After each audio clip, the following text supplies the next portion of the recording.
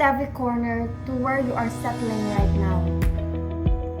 For sure, there are hazards. And when there is one, there are also low to high risks that we will be endangered from these hazards.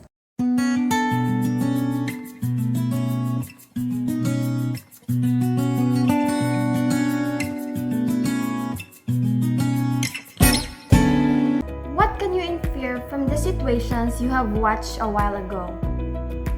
Right, it illustrates the difference between hazards and risk. So, what is hazard? A hazard is something that has the potential to cause harm, whereas risk is the probability of harm occurring as a result of the exposure of a hazard. Coexisting with hazards are inevitable. However, you can lower the risk of you getting harmed by these hazards through a process called risk analysis. Risk analysis is a tried and true means of determining and examining elements that can compromise a program's performance. There are 5 steps of risk analysis, and these are as follows. First, identify risk. Second, assess event to determine levels of risk. Third, identify methods to manage risk. Fourth, implement methods. And fifth, manage and evaluate. Let's start with the first step, which is to identify risk.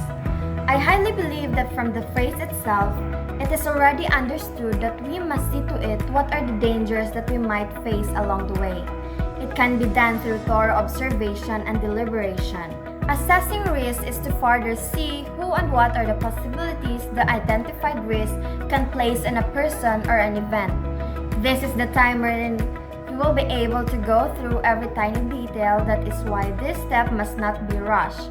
You must have a solid stance to the outcome you present. Next to it is to identify methods to manage risk. For sure, there are identified risks that has already a list of precautions. However, we must look thoroughly if those methods are enough for us not to get harmed or it still needs to be heightened. Because if so, this needs redirection. It is a must to formulate methods in order for us to have control of the risk. Do you know that using existing assets and enhancing it can help you manage risk? Yes, by enriching every aspect from the equipment use, accountability, work performance, and overall attitude of workers, you have a high chance of eliminating those risks. What more if you'll make a contingency plan? A contingency plan is made after accepting something as a risk. This helps ensure to reduce the impacts of that risk when it occurs. Also, investigating in new resources is a must. We must not stay in our comfort zone and be too much confident because sometimes it can cause us misfortune. In order to properly plan out things, we must see to it that everything is in its best form because if not, it is hard for us to counter the risk. The fourth step is to implement the methods. Having detailed planning for the methods to contrast the risk will be deemed useless if one doesn't implement them. It is our duty to jot down the findings and let the organizational members be informed about this so that they can take it into action. Last but not the least, manage and evaluate. After doing all of the 4 aforementioned, we must not stop right there because it is still beneficial for every one of us to manage and evaluate the risks. Risks are there for a reason.